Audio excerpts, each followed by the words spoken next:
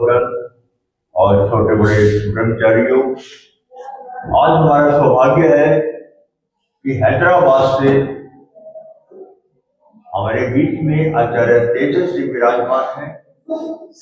ये वहां एक गुरुकुल का सफल संचालन कर रहे हैं, और ना सिर्फ गुरुकुल का संचालन ही कर रहे हैं, बल्कि सामाजिक कल्याण के कार्यों में भी बढ़ चढ़ के भाग लेते हैं।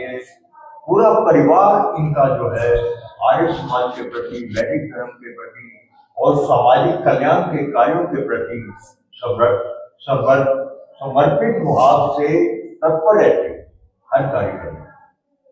कोरोना के समय मैं वहीं पे था, और उस समय मैं वो क्षण नहीं भूल सकता जब आसपास के गांव में आचार्य श्री ने अपने हाथों से अपने गुरुकुल की तरफ से, एक संपन्न गुरुकुल है इनके पास, वहां आसपास के गांव में वस्त्र, खान पान और जो भी उनकी आवश्यकता की चीजें थी वो फ्री में घर घर वितरण करके आए।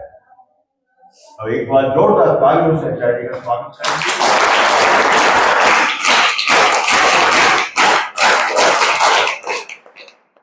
मैं आचार्य से निवेदन करूंगा कि वो समय की मर्यादा को देखते हुए, आप भी जानते हैं गुरुकुल की व्यवस्था कैसे होती है, लेकिन हम आपको आदेश नहीं कर सकते, तो इन बच्चों को आशीर्वाद रूप में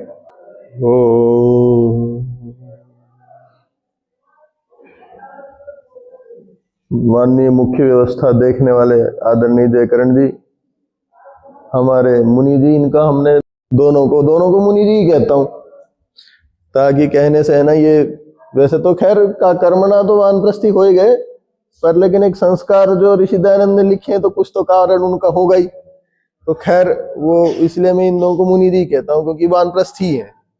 कोई नहीं, जल्दी संस्कार भी करेंगे। तो दोनों वानप्रस्थी जन जो यहाँ व्यवस्था देख रहे हैं, और क्या नाम है आपका? है हरीश जी जो व्यवस्था देख रहे हैं, आपके अध्यापक हैं और अच्छे गुरुकुल के पवित्र ब्रह्मचारियों, आप सब यहाँ पे विद्या अध्ययन कर रहे हैं। आपके मध्य में ठीक है, और भी बहुत सी बातें हो सकती हैं, दीर्घ विषय भी हो सकता है, तो बहुत संक्षिप्त में 3-4 बातें ये कहूंगा जो आपके विद्यार्थी जीवन के लिए, आपके लिए बहुत उपयोगी रहेंगी। अब आप सभी यहाँ अध्ययन करते हैं, आए भी अध्ययन के लिए ही हो भाई, या और किसी काम के लिए आए हो? अध्ययन के लिए आए हो। साथ में गुरुकुल हमें एक अनुशासन, एक नियम सिखाता है। तो जो गुरुकुल हमको अनुशासन और नियम देता है, और जो अध्ययन के लिए विषय देता है, उस विषय में हम निष्णात होने चाहिए, तभी हमारा उपयोग है, नहीं तो कोई उपयोग नहीं।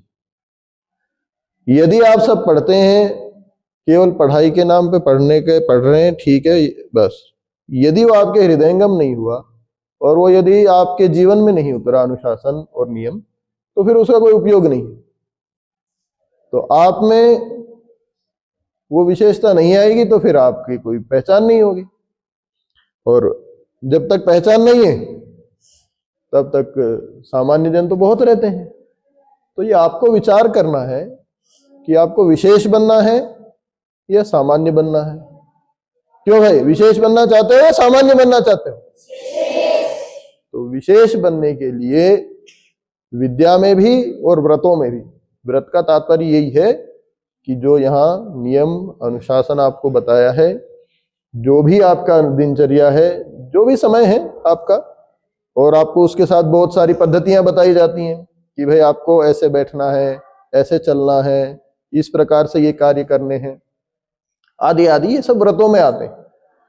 तो विद्या और व्रत जब दोनों में आप स्नान करके निकलेंगे, जब विद्या और व्रत के आप स्नातक बनेंगे, तब आप इतने सुशोभित होंगे। तो वेद में मंत्र आता है कि ब्रह्मचर्य सूक्त में सहस्नातो बभ्र पिंगला पृथिव्याम बहुरोचते, तभी वो इस पृथ्वी में, इस मानव समाज में तभी रोचते, बहुत अच्छा सुंदर होकर प्रकाशित होता है। तो आप सभी इन चीजों पे विशेष ध्यान दें। और आप लोगों में शास्त्री वाले कौन कौन है विद्यार्थी? शास्त्री कक्षा में कौन कौन है? हैं? अच्छा, कार्यक्रम के लिए गए हुए। और 11वीं 12वीं में, 11वीं 12वीं कक्षा में 2 जन। अच्छा, नहीं नहीं, कोई नहीं, कोई नहीं। 10वीं में, 9वीं 10वीं में, 9वीं 10वीं में, हाँ, नीचे हाथ कर लो, क्या बात। तो जो भी 9वीं 10वीं में आते हैं, 11वीं 12वीं में रहते हैं, शास्त्री वाले तो चलो अपने कार्यक्रम में रखे हैं, तो आप सभी को एक समझने की शक्ति भी आती है उस उम्र में आने के बाद। तो यदि आप अपनी उस प्रज्ञा का, समझने की शक्ति का सदुपयोग करेंगे, ऊर्जा इतनी अधिक होती है उस समय में कि आप उसका गलत दिशा में भी मोड़ सकते हैं, सही दिशा में भी मोड़ सकते हैं। प्रायः आप लोगों ने, सबने कहीं ना कहीं तो खेती देखी होगी, देखिए ना। तो जो खेती में जिसके द्वारा पानी जाता है, या तो यहाँ राजस्थान में फव्वारा चलेगा या फिर किसी नाले से पानी में जाएगा। देखा तो होगा ना अब तो।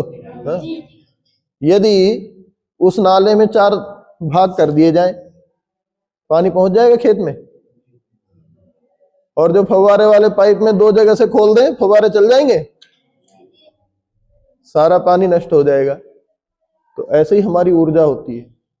यदि हम उसको अपने मन में एकाग्र होकर एक स्थान पे लगा लेते हैं, हालांकि बड़ा कठिन होता है, अच्छा नहीं लगता उस समय इच्छा होती है कि उद्दंडता करे, उत्पात मचाए, है?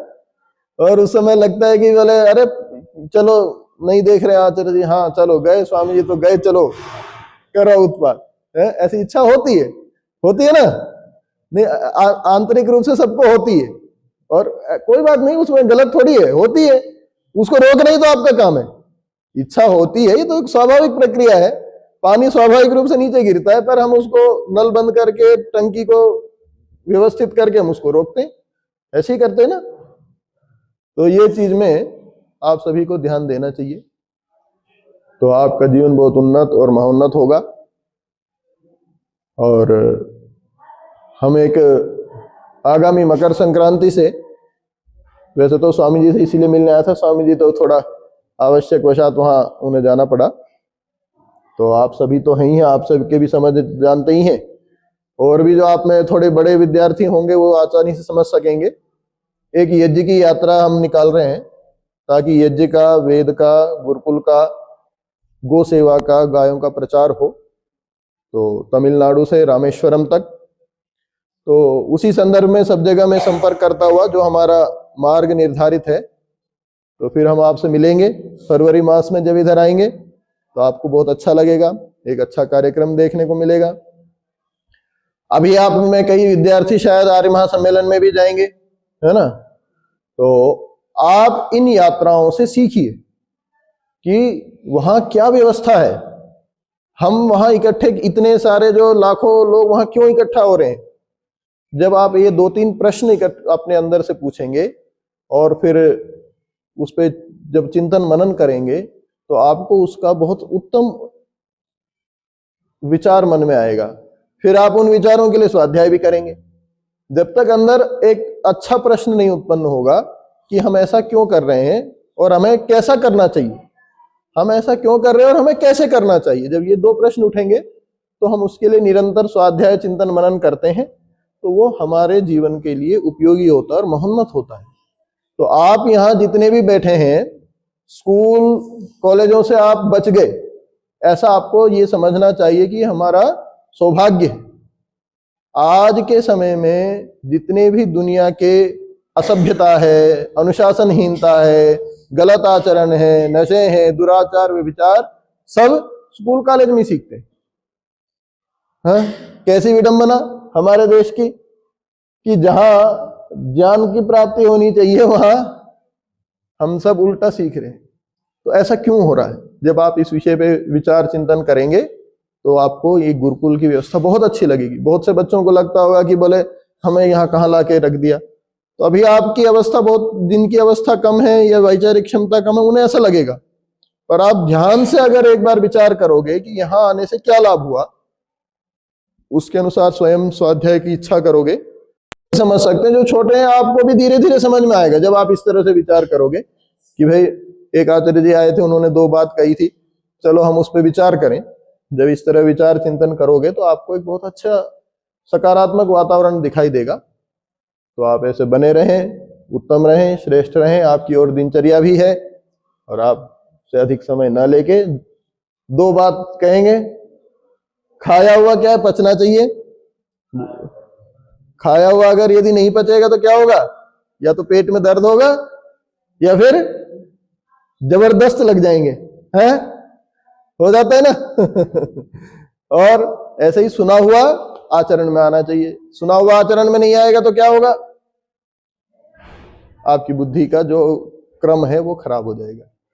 उसका भी तो एक, जैसे हमारा पेट खराब होता है ऐसी बुद्धि भी खराब होती है। तो इनको ध्यान रखिए, और आप अच्छे नहीं, अच्छे से भी बहुत अच्छे बनेंगे, ऐसी मेरे आशा है और परमात्मा से प्रार्थना है।